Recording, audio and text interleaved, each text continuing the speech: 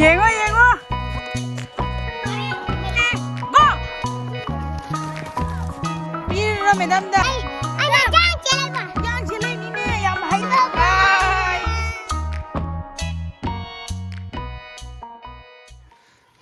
Ai na puda na.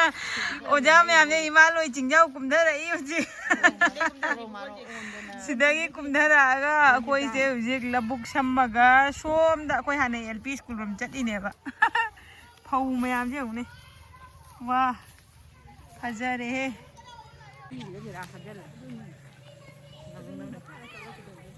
मरी मरी लाक्चरी ओजा मयाम हाय का तौसल ओदना नुई खिदा मैडम अमा हे तौरक्ते हाय लाओ लाओ नंबूदा तौहन मैं तौनिंग दबरा तौदबा यादे नेवा चटली हौजी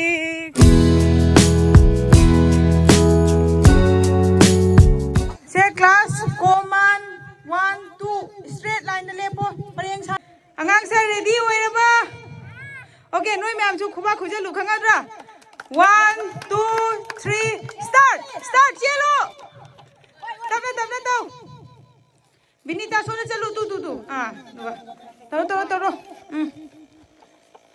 तरो नंगी येंगना नु लोयदी चलो अरोय बंगै चलो श्रद्धाना फर्स्ट आग्रह माने चुम्बल लान बसु अदुई मतुंगी ना तौदोइनी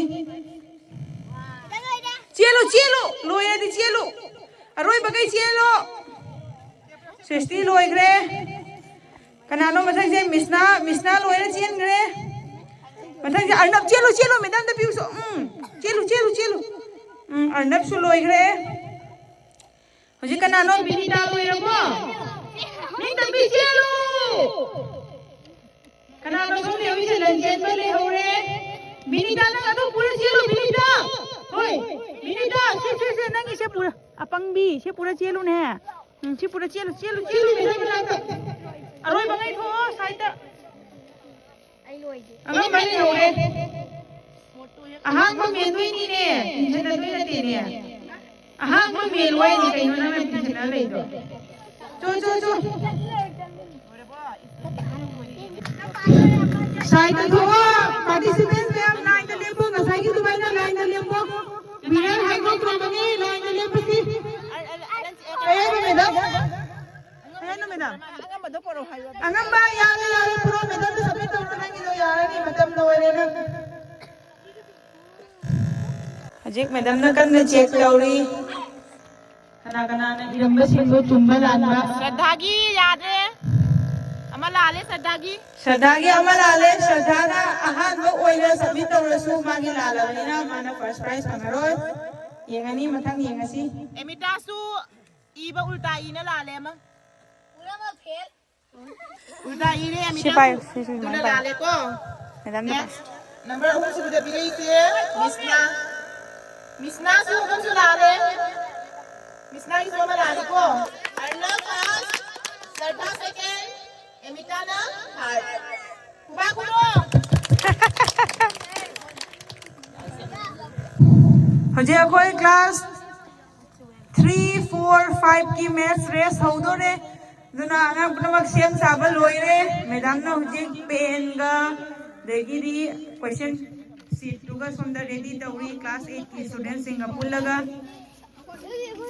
नोइसु खांगेको हजे तौरिसे नोइ सोंदा अंगा पिरमनी तिनजनबा अमगा खाइदोपा अमगा खांगद्रा मसिंग अनि की तिनजनबा मसिंग अनि की खाइदोपा असि नोइना हजे फालाउना चेलगा मोइना तौगिबा दुमाइना यांगना पीबना फर्स्ट प्राइज फंगदोइ नते को यांगना पीबना फर्स्ट प्राइज फंगदोइ नते तपना ज्ञान ताना चुमनबा होनरगा दुगा फर्स्ट प्राइज फंगदोइनी दो चेंजलगनु लाइन लयो आइना रेडी 1 2 3 हाइरगनी खांगद्रा सिखर थापतोंगुदना सोम साइता दिंकु अदु सोमदा पुथो खरा नते चे तो पुथो वाइबा थापतोंगना हलवाइबा अहुम तो ready 1 2 3 start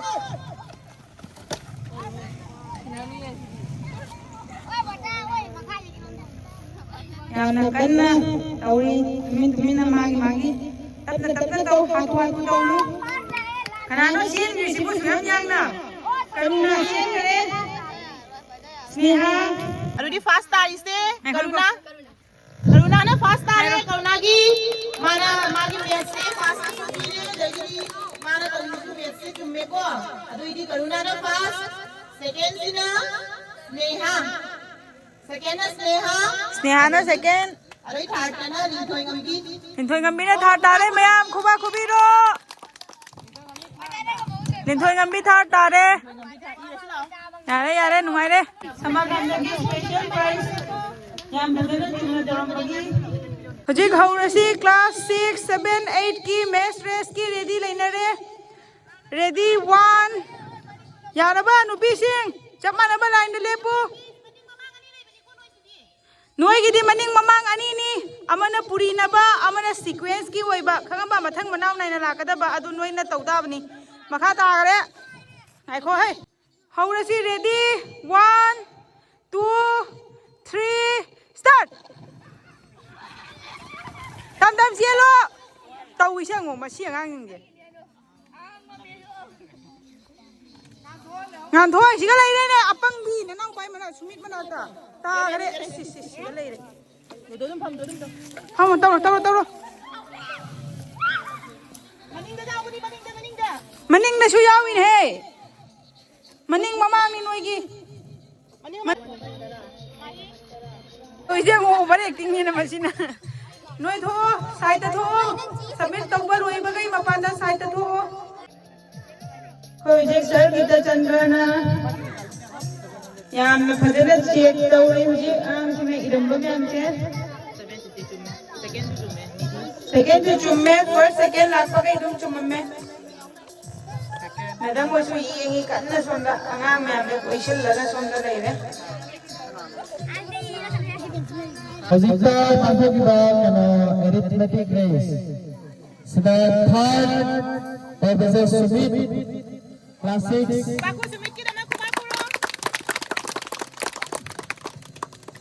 Mathanga second Nidhi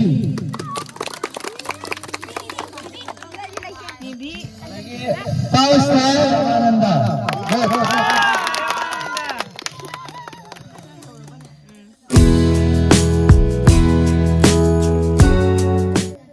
Kita muna tahu Emita Lindo kami loy Rồi chỉnh ra cái gì thế nào?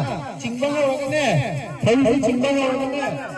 Con đi làm cái này sẽ chỉnh ra cái sẽ chỉnh ra sẽ tháo như thế. Sẽ chỉnh ra để sẽ lan thôi các bạn.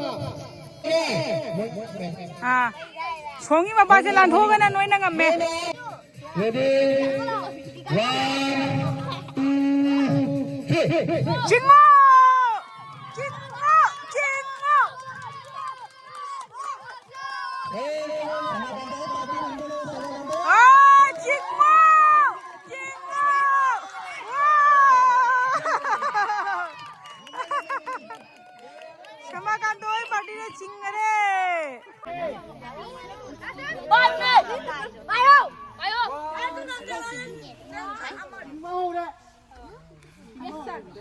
chỉnh bao nè nó hải khối này chỉnh bao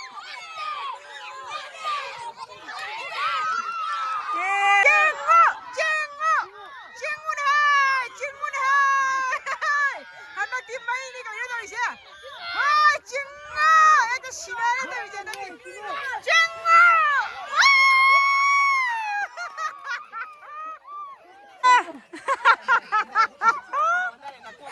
rồi mà là thằng ai đó tụi mày sẽ gang cái chỉnh cái này bị y thuộc là vậy bà bây giờ mà khuất cái tắt là mà gần để tụi mình nick cái này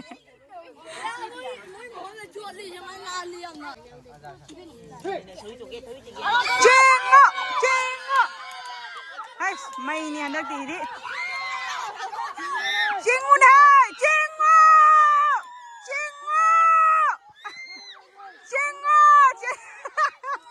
ôi má chỉnh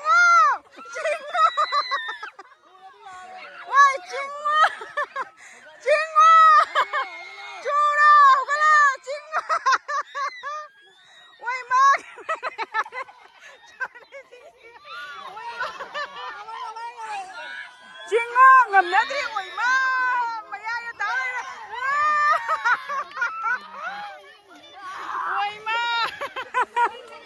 오이마 나만은 나 마이가 각성하게 얘게 나 고칭 너 얘게네 얘게 이 도닥도라. 전에는 샤비 미디 얘게 하나 좀 아니면 아스마이 넣어야 되네. 하나 넣어야 돼. đâu ai đi cây đâu chứ cái tôi mua xì cái đây ôi ma cắt ra bỏ ôi ma sinare ôi pitro ji yo ching ji ngone ji jo medani ma chanu pa ni lai ni chingwa à chingwa ching ji uji ji chingwa mina ching bi kare thâu rồi cho ching nó tụm chặt cái này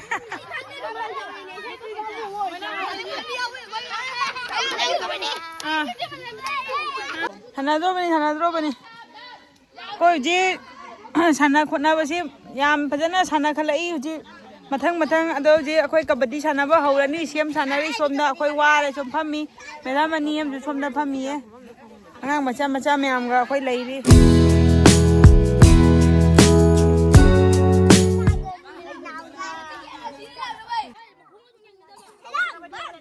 langno ka video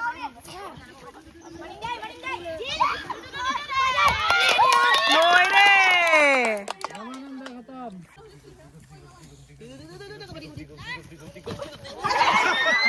lôi đi qua vô mẹ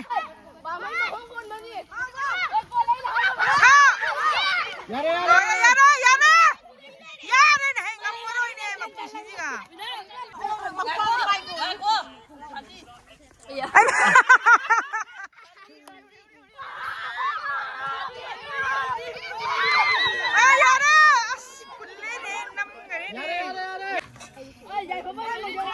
어머니는 뭐잖아, 또 내가 힘내서 이거. 얌싱해.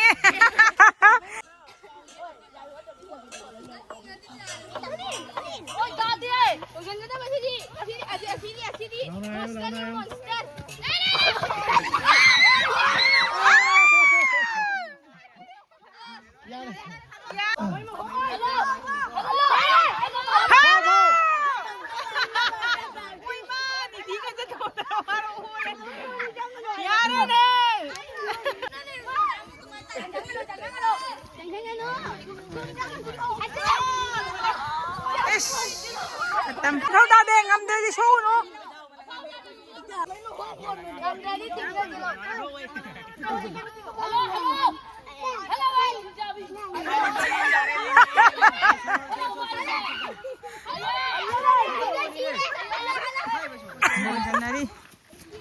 Mày lôi đây ngay xí hoa đây xin đây ai bao nụ sa xí đây lôi đây sa bana po pe sai oh ma hoa vai tu ni pura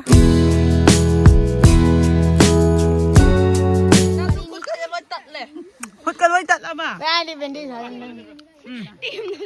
tàu riêng ngang mềm chéo chứ sida piro rule sai đây cái sida piro nhà đây bo kabaddi ki ngarangi team sing do la o sida le paro lôi na dingku ki team ga yai phabai team ga khaido ngarangi du mai na ai lôi hai la ke lepo ai ko asi ki ngarang lem ho ba do ngasi amok haudro bani moi ki mi ani ka danga ya asi ge so la pham mi am siga haudro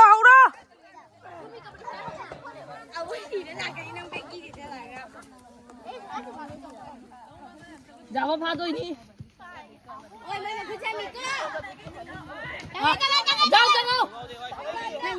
mi ama so khare mai oi ding asi ki khela se mayam amana ta de amana wate ekdam mai da ge tongnari somda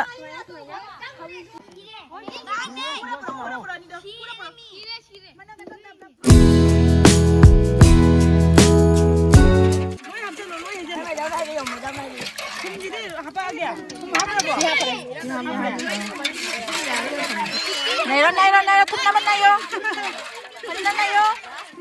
ꯅꯩꯗ꯭ꯔꯗꯤ ꯊꯥꯕꯩ ꯂꯩꯇꯦ ꯊꯥꯕꯩ ꯂꯩꯇꯦ ꯅꯩꯔꯣ ꯑꯉꯥꯡꯅꯤꯅ ꯂꯣꯏ ꯃꯈꯅꯥꯎ ꯀꯪꯉꯦ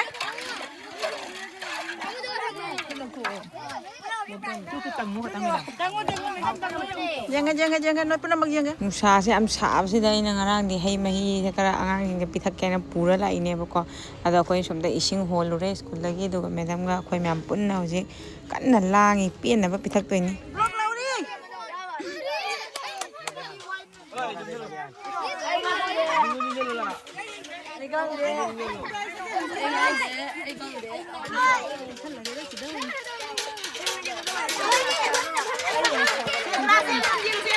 ꯑꯆꯧꯕꯁꯤ glass yellow ꯅꯪ yellow ꯄꯤꯔꯣ ꯑꯥꯏ ꯅꯣꯏ ꯕꯣꯇꯜ ꯂꯩꯌꯦ ꯊꯝꯃꯣ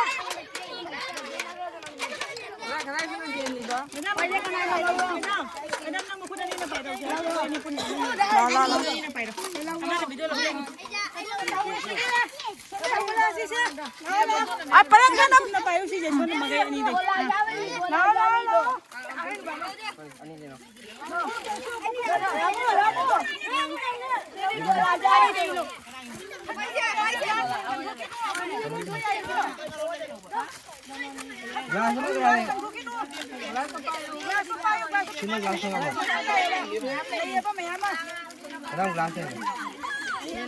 Tahu bara mani nak kenal kau ngamani.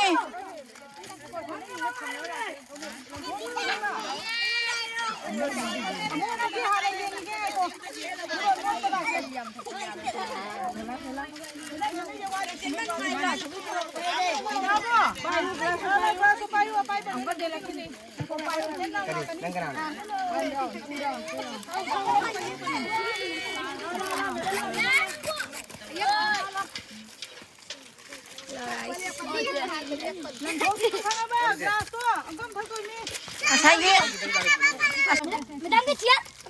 Oi.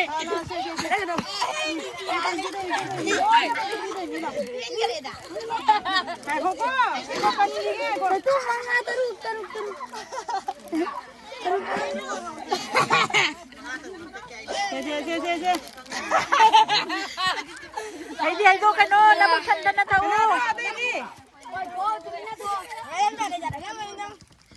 Habag kaya sanda. Mi pabawara ba ni jam bito? Wala ba? Ani Ani suri ba? Do. Ani jure na.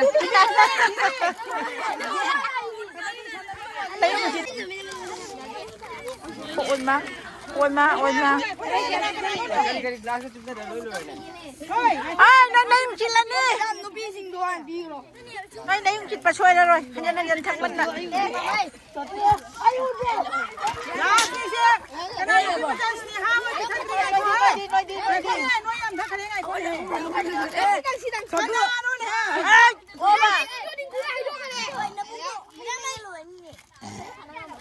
Gara na nga thagi ne ko eh. जा रहे madam Kanano? Ning tambi ah. Ning tambi le haw din he. Tay di. Oh. Nang Angelic ko. Tay no ne noi lu di ba ne ji ba. Mangar. Giao tre. Rồi đi.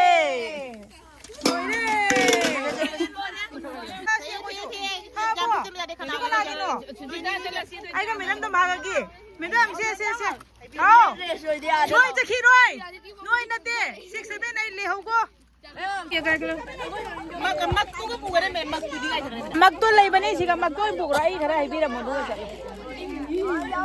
Are. Pugo ai puro ko moy pajam.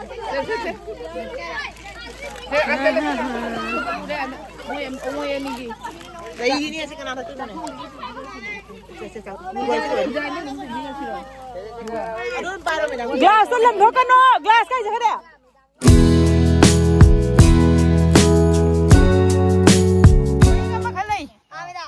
khamra sigi maning se drawing ama khalai sigi drawing se noya dugai chela mi amana amuktang da yengdoi ba sigi drawing se nangna kaya rak chela ga duga chapmana na yek toi ni sigi drawing ge chapmana na yek toi ba aduga khanga drai se nangna amu ꯑꯃꯨꯛꯇ ꯌꯦꯡꯉꯒ ꯀꯃꯥꯏꯅ ꯇꯧꯒꯦꯒꯦ ꯂꯣꯏ ꯌꯦꯡꯊꯣꯛꯑꯒ ꯑꯃꯨꯛꯇ ꯌꯦꯡꯎꯒꯦꯔꯥ ꯅꯠꯇ꯭ꯔꯒꯅ ꯃꯀꯣꯛꯇꯣ ꯍꯥꯟꯅ ꯌꯦꯡꯒꯦꯔꯥ ꯅꯠꯇ꯭ꯔꯥ ꯃꯁꯥ ꯍꯥꯟꯅ ꯌꯦꯡꯒꯦꯔꯥ ꯅꯪꯅ ꯖꯤꯠꯅ ꯆꯦꯟꯅꯤꯡꯕ ꯆꯦꯟ ꯌꯥꯏ ꯕꯠ ꯅꯪꯅ ꯑꯃꯨꯔꯛꯇ ꯑꯍꯨꯝ ꯃꯔꯤ ꯌꯦꯡꯊꯣꯛꯑꯒ ꯌꯦꯛꯎꯕ ꯑꯃꯨꯛꯀ ꯆꯦꯜꯂꯛꯑꯒ ꯑꯃꯨꯛ ꯌꯦꯡꯉꯒ ꯑꯃꯨꯛ ꯌꯦꯛꯄ ꯑꯗꯨꯃꯥꯏꯅ ꯈꯪꯒꯗ꯭ꯔꯥ ꯅꯠꯇ꯭ꯔꯒꯅ ꯆꯦꯜꯂꯒ ꯌꯦꯛꯄ ꯆꯦꯜꯂꯒ ꯑꯗꯨꯗꯤ ꯅꯪ ꯈꯪꯒꯔꯦ ꯁꯤꯒ ꯌꯦꯛꯄꯁꯦ ꯆꯞ ꯃꯥꯟꯅꯕ ꯁꯣꯕꯤꯗ ꯌꯦꯡꯗꯣꯏꯕ ꯈꯪꯕ ꯊꯥꯞꯅ ꯆꯦꯜꯂꯛꯑꯒ ꯁꯤꯒ ꯌꯦꯡꯉꯨ ꯊꯥꯞꯅ ꯁꯤ ꯃꯅꯥꯛꯇ ꯅꯛꯁꯟꯕ ꯌꯥꯗꯦ ꯈꯪꯒꯗ꯭ꯔꯥ रेडी होइरबा हौरसि दुदि रेडी 1 आइखो 2 3 स्टार्ट चलो चलो मुन्ना येंगो करी करी नो येंगो हाना सिगे यावी पिक्चर जे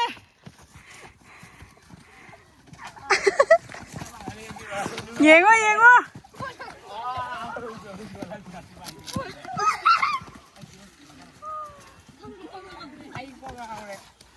मुन्ना येंगा चटकेरा दुमाय कोई लेंग लेंगेरा न खल्लू नंगना अपाम अपाम बा रेस नी रेस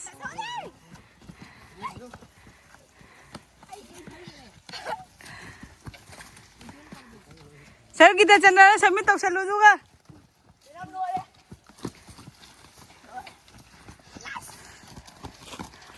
आदा चलगा येंगो चलो दुमाय येंगा दे सैतजीना फर्स्ट दुदि पिउ सोदना ममिंग इबनी सेकेंड फर्स्ट सेकेंड नि हो गायखो second third third फोर्थ मथंग दुमाय न होरो ai mà cô tôi không biết tên của gì mà nè rồi mà nói chung là đá bàn được đi đá bàn được à ai chụp bàn là mới करी ये मिनो येंगे có biết tên nào tôi thì lắm vậy येंगे करी ये मिनो ai đi là lấy thằng first ai order là le lấy ai đi là lấy nó gì à छे सैतजी लाले पायो mana ton jaw dre tha chum ra ra mà nè John cái nào gì à sao mà tôi mahi ra ra ấy ra ra माही येंगो mahi gise Satu mangakta ate mangakta. Gudam. Sir gudam mari yan jaldi. Gudam mari yeli. mahi हजिक third prize की दमकदा first second खन गरे third की दमकदा हजिक ready Larry से यंगो participants ma'am से रेडी 1 2 3 स्टार्ट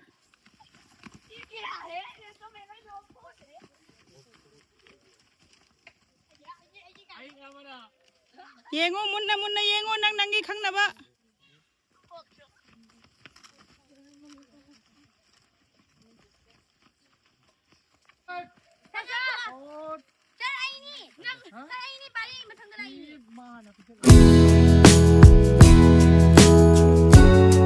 लोइना लौथोआगा को हुरे नोइना सुमाइना लोइना मंगा मक लोनछलबा मतुंगदा मंगा अंते तरुक नीदना तरुक मक लोनछला मतुंगदा मार्बल से मथकता थमताबा खंगाबा तरुक मक लोनारगा मार्बल से मथकता लैबा ताबा सी मथकसिदा को मखुत नामना मखुत अमा मनिंगा थमगरो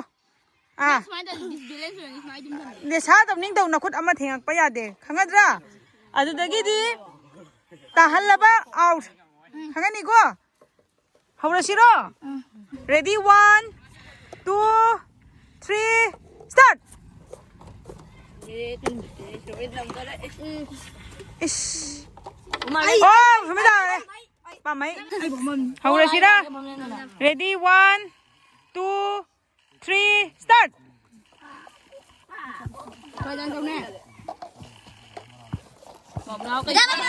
बाबू ने ngam re ready 1 2 3 start Go dong babu ngame.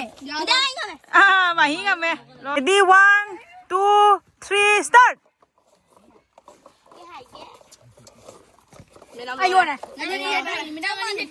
nangi do kapto ni khajana stable loina thamo khajana ready 1 2 3 start abu loi gare ready 1 2 3 start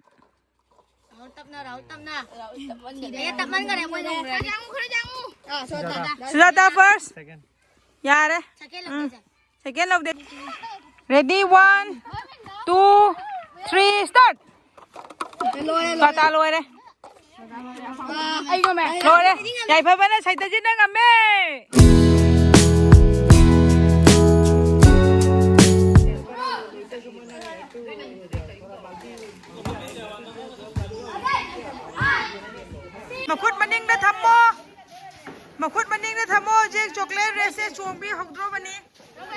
Ready? 1, 2, 3, start.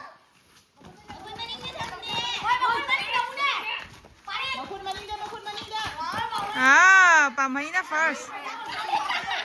Yare, yare, charo, yare. Say class 7 ki chocolate race haure mayam yeng asi. Ready? 1, 2, 3, start.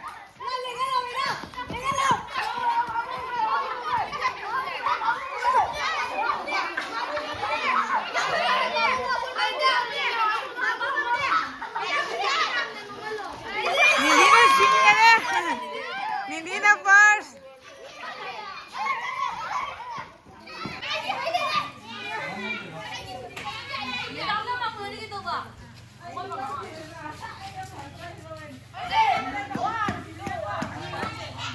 Hậu đi, chocolate đi, hậu đi.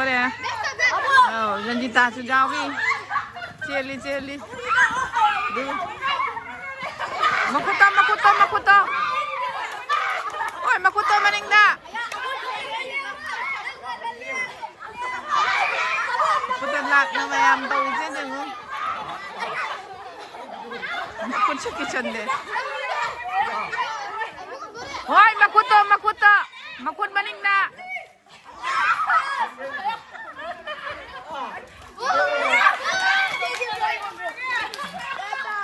Oh, Ramananda, cha. Charo. Ya lên charo lâu. Ramananda pass. Ramananda pass à đây. Đi chẳng ngầm màu đây. Nó ngầm rồi. Wang bánh cái này cái đó. Rahul ni mapala tao ra ba. Wang bánh cái này ngầm đấy. Kato ani. Charo. Jam nungai cái đấy. Jam phật cái này ngang chỉnh chữ. Madam na videographer.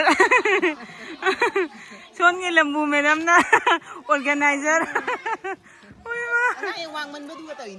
Ôi mà ai cái đó khi tăng nem mà đi đâu à? Nó ngâm màu ra. ngầm màu đây. Cái này ngâm màu ra. Đúng rồi. Nang nó. Cái này là cái nó khác à? Abu ra cái này thôi. Abu ra cái rồi. Em đi đâu gì? Ready, 1, 2, 3, go.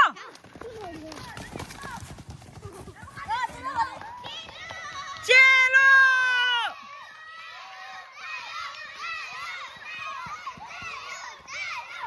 Chile, kenapa chile sih? Hei, Ramakanta chile. Chia số pada, chia số. Ma first are. Sumit tu second. Nang na. Raba. Ready, 1, 2, 3, go.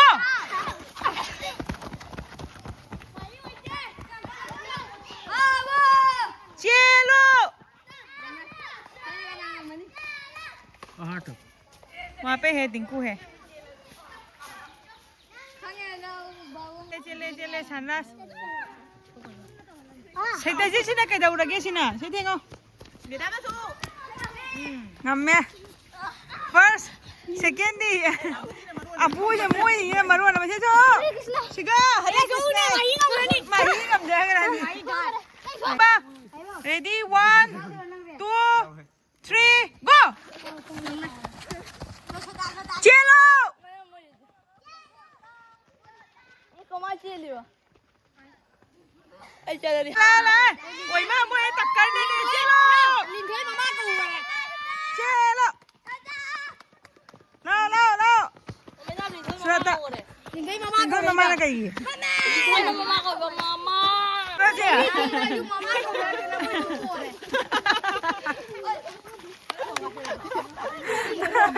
Litoy na mama ko ba na?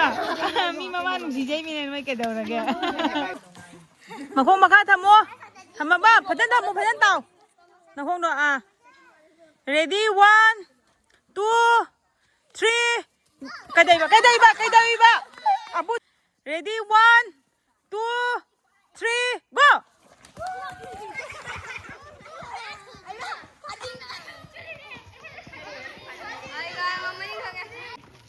Puja gini noi hai je nu ai na hai mai gara bai la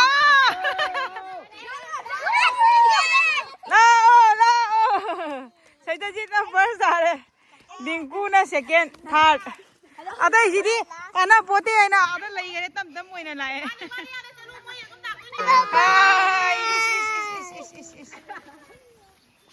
ꯏꯗ ꯅꯣꯛꯏꯅꯣ ꯈꯪꯗꯦꯅꯦ ꯃꯦꯗꯥꯝꯅ ꯅꯉꯣꯟꯗ ꯆꯤꯡꯉꯩ ꯌꯦꯡꯉꯣꯅꯦ ꯐꯖꯩꯅꯦ ꯋꯥ ꯅꯤꯡꯇꯝꯕꯤꯗꯤ ꯕꯦꯜꯀ ꯐꯥꯔꯛꯏ ꯉꯁꯤꯗꯨꯅꯅꯦ ꯃꯥ ꯆꯦꯟꯗꯣꯔꯦ ꯀꯥꯏꯅꯣ ꯕꯦꯜꯀ ꯐꯥꯔꯛꯄ꯭ꯔꯣ ꯌꯦꯡꯒꯦꯅꯦ ꯌꯦꯡꯗꯦ ꯃꯥꯏ ꯈꯔ ꯍꯩꯃꯥ ꯕꯦꯜꯀ ꯐꯥꯔꯛꯏꯅꯦ ꯅꯪ ꯆꯦꯟꯕ ꯌꯥꯔꯣꯏ ꯁ꯭ꯀꯥꯟ ꯍꯟꯊꯍꯧꯅꯤꯌꯦ ꯅꯪꯒꯤꯗꯤ ꯑꯆꯧꯒꯤ ꯕꯦꯜꯔꯣꯗꯣ ꯑꯠꯆꯥ ꯃꯥ ꯆꯦꯟ ꯉꯝꯒꯅꯤ ꯀꯔꯤ ꯍꯥꯏꯗꯤ ꯍꯥꯏꯅꯣꯅꯦ ꯇꯥꯗꯦꯅꯦ ꯑꯆꯧꯒꯤ ꯕꯦꯜꯔꯣꯗꯣ ꯆꯦꯟꯗꯣꯏꯔꯣ ꯅꯪ ꯑꯣ ꯅꯅꯛꯄꯗ ꯇꯣꯜꯂꯦꯅꯦ ꯅꯅꯛꯄꯗ ꯀꯔꯤꯅꯣ ꯃꯈꯨꯠꯅ ꯇꯩꯒꯤꯅꯣ ꯑꯁ ꯃꯦꯗꯥꯝꯅ ꯇꯩꯊꯣꯛꯄꯤꯒꯦ ꯇꯧꯔ ꯅꯪ ꯅꯈꯨꯠꯇꯨꯅ ꯂꯣꯏꯈꯔꯦ ꯐꯔꯦ ꯋꯥꯏ ꯁꯪꯉꯦ ꯑꯗꯨꯅ ꯄꯤꯔꯔꯣ ꯃꯦꯗꯥꯝꯗ ꯍꯣꯏ ꯃꯥ ꯊꯦꯡꯀ꯭ꯌꯨ ꯕꯥ ꯕꯥ ꯕꯥ फूल बहुत सुंदर है हाँ मैडम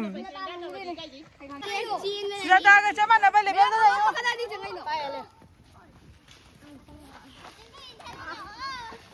हम रेडी ओइरो खरमबना हाना चेन ngमनी रेडी लेरबा हाना युमखतना चेन गरे कदा कनाना दि मागा तबि साना निंगदोरि रेडी 1 अबु थौ दाइ रे थौ ने कदाइ को चली नो रेडी 1 2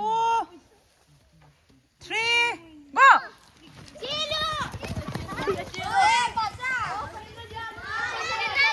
चलो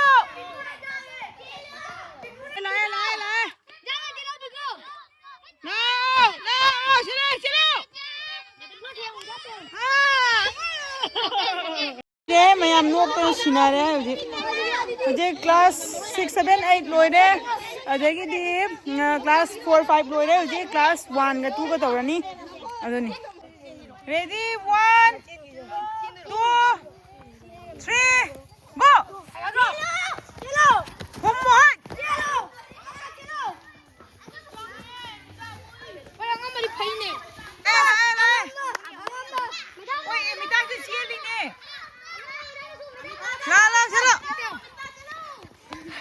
माना फर्स्ट आ गए माना सेकेंड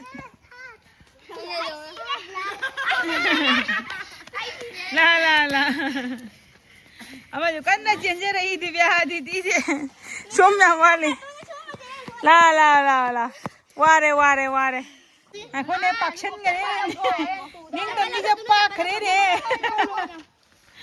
निंग तमी जब फम करे आखो ने ला ला ला फमा फमा बा तौरे मिए शाबाश हाउरा से रेडी आखो यंगो यारा रेडी 1 2 3 गो चलो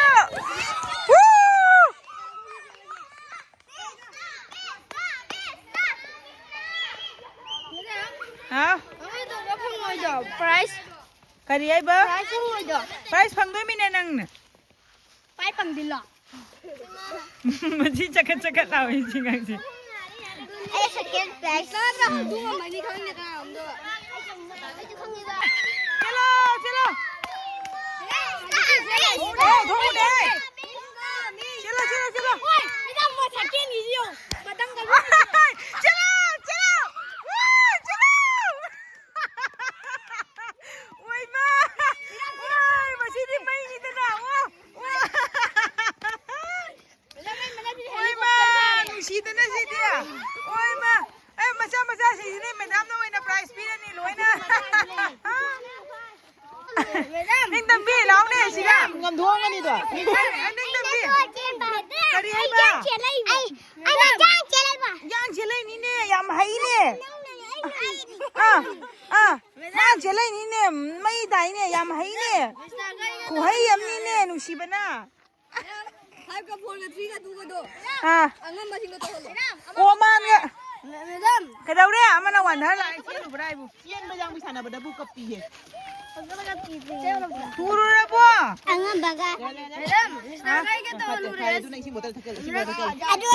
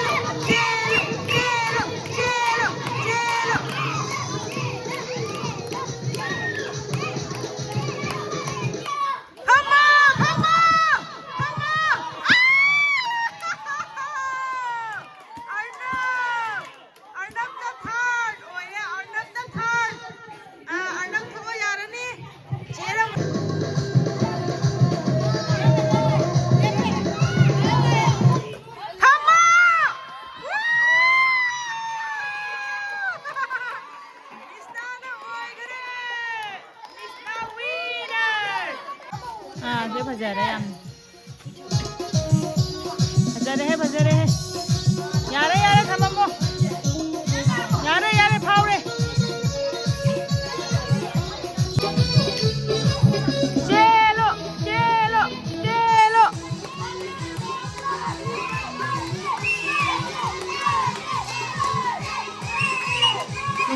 2 3 start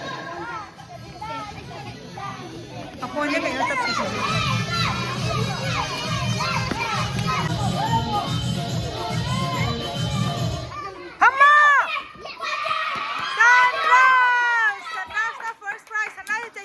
first prize ang panggali. Tayre. Siyan ka lang dyan. Siyan lo dahil! Katay, hindi. Mali kami mamang halaro siya.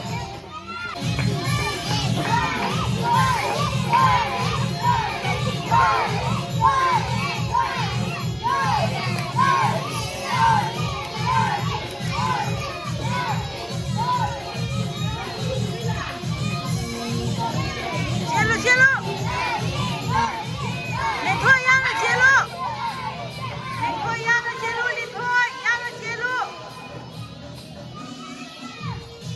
Lithoy yang mo cielo, tare tabi cielo. Hamo!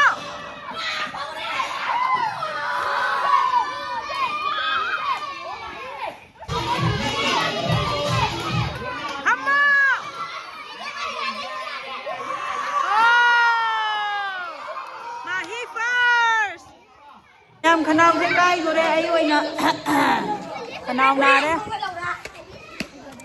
người ta chụp phim xôm đó ai nó xôm đó phong xài tụi nó microphone bay sẽ lấy cái lau đi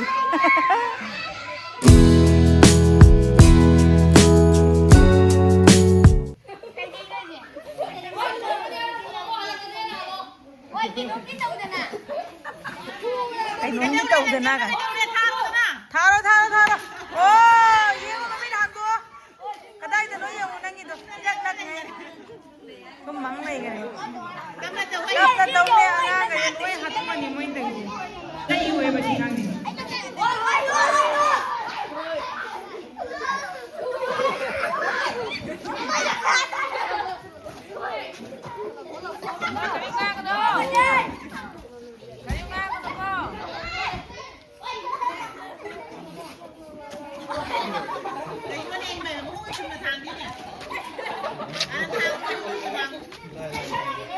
làm thuốc ở đây cũng ngồi đấy làm thuốc ở đây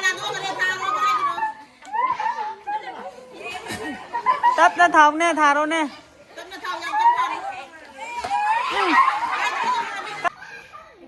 ha dây thấy đấy anh tu bằng ngày thấy cái đấy ôi ôi em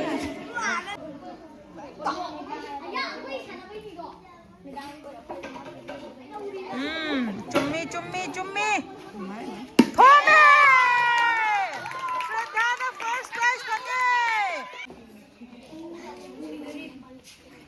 eh lo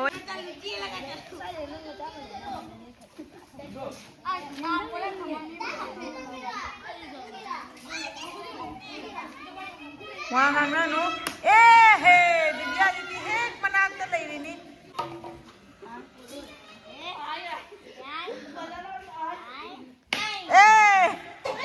Saya terus mami tu, di mana tu mami cuma lalu lihat lagi sini nuak dan sini. Oh, nak kain ni. Sini ayah utpat kerana tahu ya, macam utpat kerana tahu jadi ni. Kan tahu ini je. Is tahu je acting ni je. Cendera badi loy deh. Is. Wah, hai deh, thom deh. Hari ni mak ko thomam do kita ngai na ram deh. Mathang kana no. As kitang da ngai he. Hauro. Kata hai tu je. Macam kiga. Acting ni. Action ke ni wah. Tahu ni baik acting hati ni.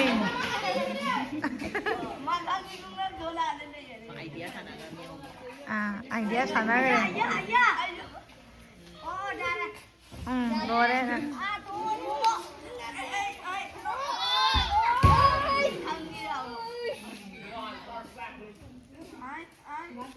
Hay mày với cái nhóm đi. Ngày cô lại cây mai với cái nhóm đi ngày cô. Ơi ra đi, ma